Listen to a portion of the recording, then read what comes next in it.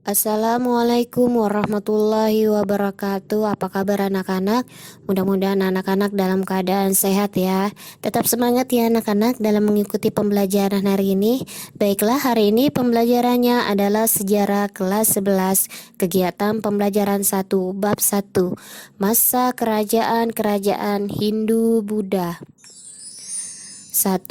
Proses masuk dan berkembangnya agama serta kebudayaan Hindu-Buddha di Indonesia.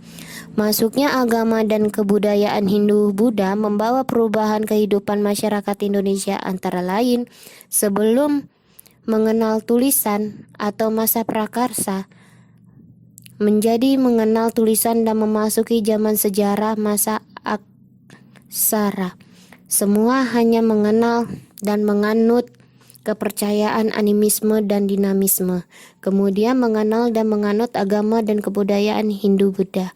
Semula hanya mengenal sistem kesukuan dengan kepala suku sebagai pemimpin menjadi pengenal dan menganut sistem pemerintahan kerajaan dengan raja sebagai pemimpin pemerintahan yang bercorak Hindu dan Buddha. Teori masuk dan berkembangnya kebudayaan Hindu-Buddha sebagai berikut: teori Waisya, teori Ksatria, teori Brahmana, teori nasional. 2. Perkembangan tradisi Hindu-Buddha alkulturasi.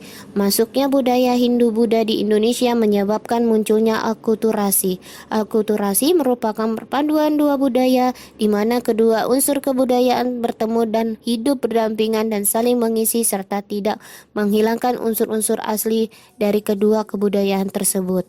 Hal ini disebabkan karena 1. Masyarakat di Indonesia telah memiliki dasar-dasar kebudayaan yang cukup tinggi sehingga masuknya kebudayaan asing ke Indonesia menambah kebendaharaan kebudayaan Indonesia. 2. Kecakapan istimewa yang dimiliki bangsa Indonesia atau lokal genius merupakan kecakapan suatu bangsa untuk menerima unsur-unsur kebudayaan asing dan mengolah unsur-unsur tersebut sesuai dengan kepribadian bangsa Indonesia. Seni bangunan. Seni bangunan tampak pada bangunan candi sebagai perwujudan pencampuran antara seni asli bangsa Indonesia dengan seni Hindu-Buddha.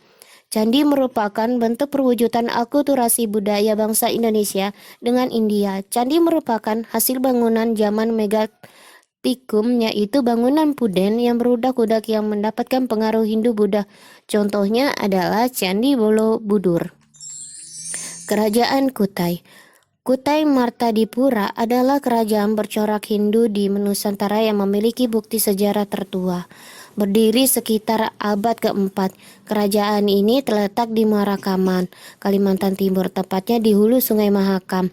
Nama Kutai diberikan oleh para ahli mengambil dari nama tempat ditemukannya prasasti yang menunjukkan eksistensi kerajaan tersebut.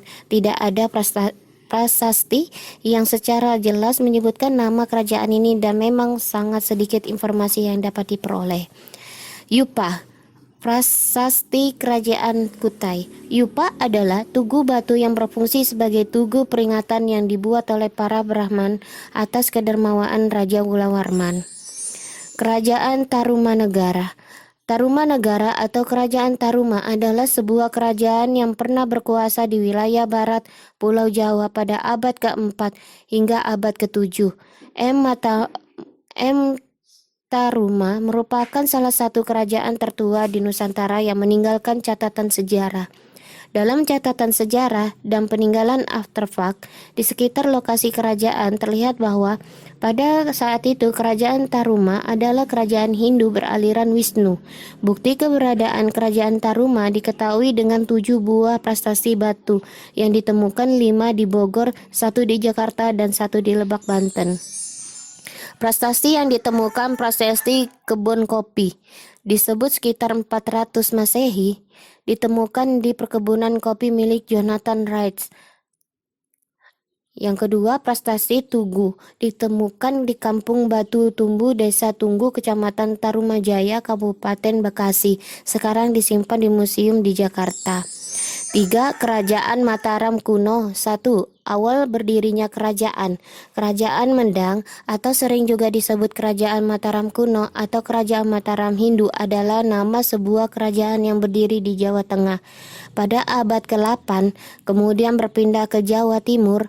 Pada abad ke-10 para raja kerajaan ini banyak meninggalkan bukti sejarah berupa prestasi-prasasti yang tersebar di Jawa Tengah dan Jawa Timur, serta membangun banyak candi baik yang bercorak Hindu maupun Buddha.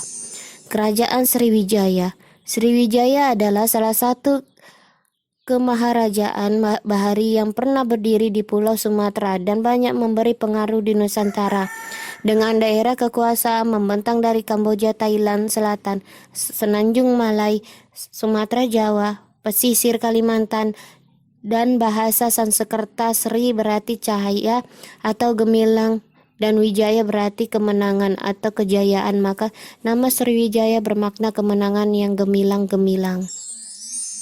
Baiklah anak-anak, di sini Ibu akan memberikan tugas mandiri kalian. Tolong dijawab dan dikirimkan secepatnya ke WA-nya Ibu. Tetap semangat dalam melaksanakan pembelajaran hari ini dan tugasnya jangan lupa dikerjakan. Ibu akhiri, wassalamualaikum warahmatullahi wabarakatuh.